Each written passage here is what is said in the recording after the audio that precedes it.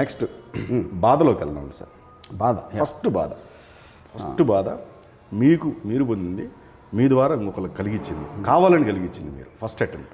ఒకటి 100% నేను లైఫ్లో ఎప్పుడు బాధపడినాను. ఎందుకంటే నేను ప్రతిదీ రేషనల్గా చూస్తాను. ఇలా ఎందుకు జరిగింది, దీని వల్ల మనకు వచ్చే నష్టం ఏంటి, దానికి మనం డ్యామేజ్ కంట్రోల్ చేయడానికి మన దగ్గర ఉన్న ఆప్షన్స్ ఏంటి అని ఆలోచిస్తాను. మీకు ఆలోచించినప్పుడు మీకు వరి ఉండదు ఎప్పుడు. ఓకే. ఎందుకంటే మీకు రేషనల్గా మీరు ఆలోచించినప్పుడు ఏదో ఒక డిసిషన్ కరెక్ట్ అవచ్చు, రాంగ్ అవచ్చు. డిసిషన్ రాంగ్ అయితే ఇంకో డిసిషన్ తీసుకున్నాను తర్వాత. సో నేను వరీ కానీ సఫర్ కానీ ఒక లో ఫీల్ అవడం నా లైఫ్లో ఎప్పుడు చేయను. చిన్నప్పటి నుంచి ఎందుకంటే నేను అంటే ఒక రీజన్ దానికి ఏంటంటే మా నాన్నమ్మ మహాభక్తులు. ఆవిడకి భద్రాచలం దేవస్థానం, ఆవిడేదో 500 రామకోటి పుస్తకాలు ఆయన అంటే మొత్తం అసలు లేచినప్పటి నుంచి రాత్రి వరకు రామ జపంలో ఉంటారు అన్నమాట. సో అప్పుడు నేను ఈ పురాణాల సినిమా చూసి ఆమెను క్వశ్చన్స్ వేస్తాను. నాకు చిన్నప్పటి నుంచి ఆ క్వశ్చన్స్ వేయటం అనేది చాలా ఇది. ఓకే. అప్పుడు నేను ఈ సినిమా చూసి సంపూర్ణ రామాయణం అలాంటి సినిమాలు అప్పుడు ఆమెను అడిగి అనమాట. ఇప్పుడు ఒక బాణం వేస్తాడు, వేసి వేస్తాడు, అది వెళ్తూ ఉంటుంది, ఆడు చూస్తాడు. అది చూసి ఆడు ఇంకో బాణం తీసి మళ్ళీ ఆడు జపం చేసి ఆడేస్తాడు. ఆ 2 బాణాలు వచ్చి కొట్టుకుంటూనే ఇద్దరు చూస్తూ ఉంటారు. అప్పుడు మా నాన్నమ్మని ఏమడిగానంటే, నేను ఉండుంటే ఆ ప్లేస్లో ఫస్ట్ నేను వేసేవాడు బాణం, వాడు చూస్తున్నప్పుడు ఇంకో బాణం స్ట్రైట్గా వేసేవాడు. ఇప్పుడు దానికి ఆవిడ సమాధానం చెప్పలేక దాన్ని కొట్టింది.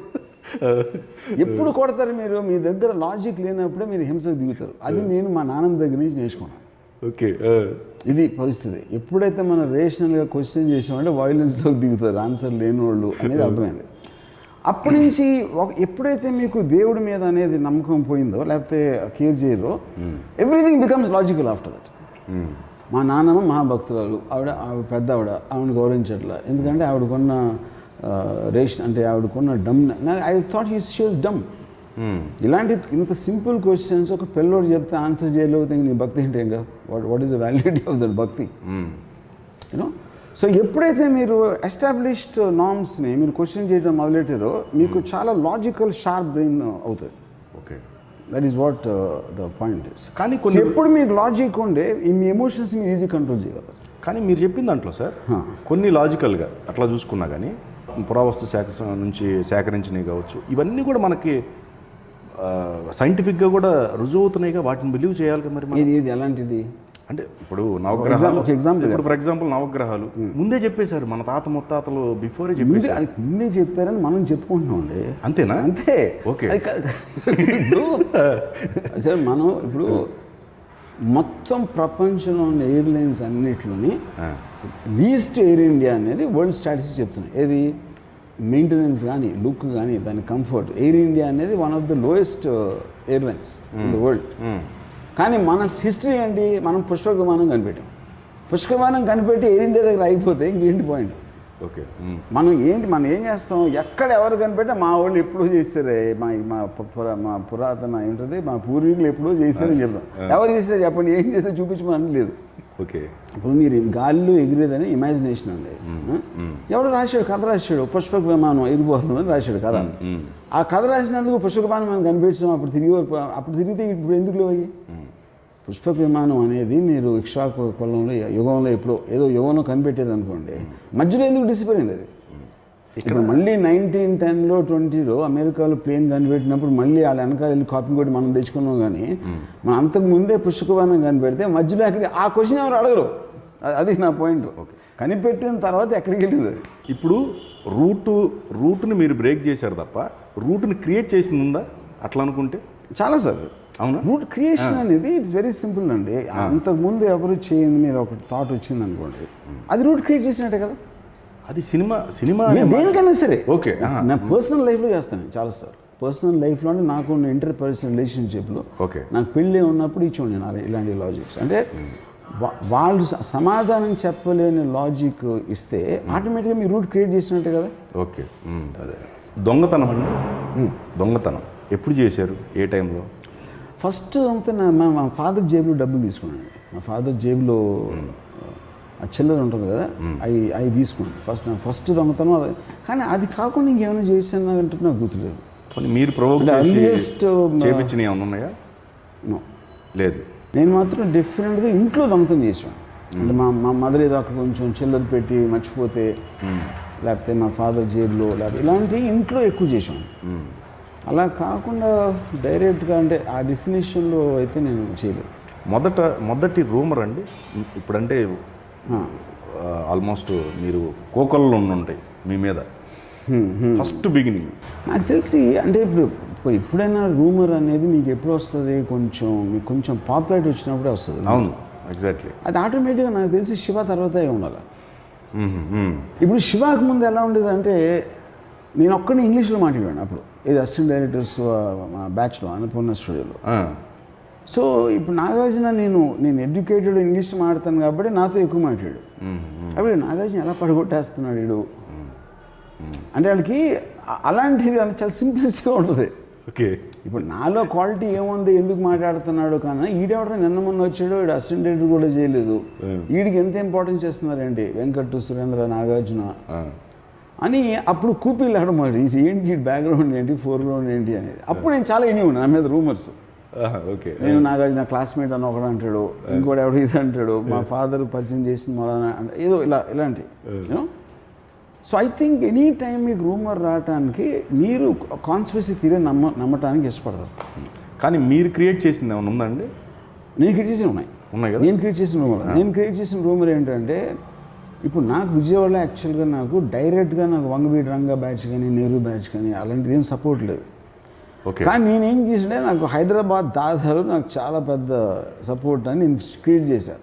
రామ్ గోపాల్ మాకు ఏమైనా అయితే అక్కడి నుంచి బస్సులు లారీలు దిగిపోతాయని అని క్రియేట్ చేశాను. అది బస్సులు లారీ వస్తాయి లేదు ఎవరికి తెలియదు కదా. ఏ వంగవీటి టైంలో సార్? కాదు, కాలేజ్ టైంలో. ఓకే, నాకు ఇంపార్టెన్స్ వచ్చింది ఆ రూమర్ క్రియేట్ చేసినది. లేకపోతే ఒక్కడికి ఎవరు భయపడతారు? ఎందుకంటే ఏ ఒక్కడికి ఎవరు భయపడరు. ఓకే, వెనకాల ఒక బ్యాచ్ ఉంది అన్నప్పుడే మీరు ఫియర్ క్రియేట్ చేయగలుగుతారు. నేను విజయవాడ లోకల్ కాదు కాబట్టి నేను హైదరాబాద్ దాదాల మీద ఒక రూమర్ క్రియేట్ చేశాను అనమాట. ఓకే, అది కూడా చాలా ఈజీ. ఒక 5 వేరే వాళ్ళకి చెప్పించాను, 5 अरे नन्नु राम गोपाल అని పిలిచారు. కాదు, రామ్ గోపాల్ కా పీछे పూరా గోలియా ధూల్పేట్ పూరా ఆ జాయేగా అని చెప్పారు అన్నమాట. ఇప్పుడు ధూల్పేట్కి వెళ్ళి ఎవరిని అడుగుతాడు అది అవునా కాదా అని. ఇప్పుడు మీ తర్వాత వర్మ గారు ఇంకో పర్సన్ కావాలంటే ఎట్లా అండి? మీడియాకి కానీ సినిమాకి కానీ ఎట్లా ఆ పర్సన్ ఐటమ్ కాదు ఆ పర్సన్ దొరకరు కాదు. దొరకాలంటే ఎట్లా వారసుని ఎవరు ఎంచుకుంటున్నారు సార్? ఫస్ట్ ఆఫ్ ఆల్ అంటే ఇది మీకు లోపల నుంచి ఉండాలి.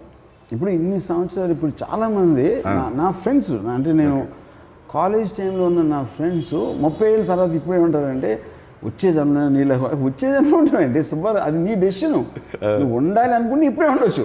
ఓకే, కానీ ఆ డెసిషన్ ఎందుకు తీసుకోలేరు? 2 కారణాలు. ఒకటి, మీ దగ్గర స్వతహాగా నేచర్ లేదు, మీరు తెచ్చిపెట్టుకుంటాం అనేది అది పాసిబిలిటీ కాదు.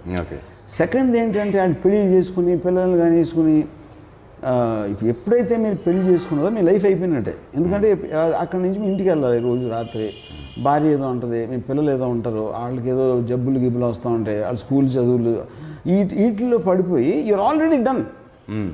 మీరు కేవలం ఒక ఎక్స్టెన్షన్ ఆఫ్ లైఫ్ బతుకుతున్నారు మీరు పెళ్ళి అయిన తర్వాత. ఎప్పుడైతే నేను ఓన్గా ఉన్నానో నాకు అసలు ఎక్స్టెన్షన్ అనేది లేదు. I will live my life every minute the way I want. అయితే మీరు కానీ ఆ డెసిషన్ మీరు తీసుకోవడానికి ఫస్ట్ ఫ్యామిలీ ఉండకూడదు, దేవుడు ఉండకూడదు, సొసైటీని కేర్ చేయకూడదు. ఈ 3 ఉన్నప్పుడే మీరు చేయగలుగుతారు.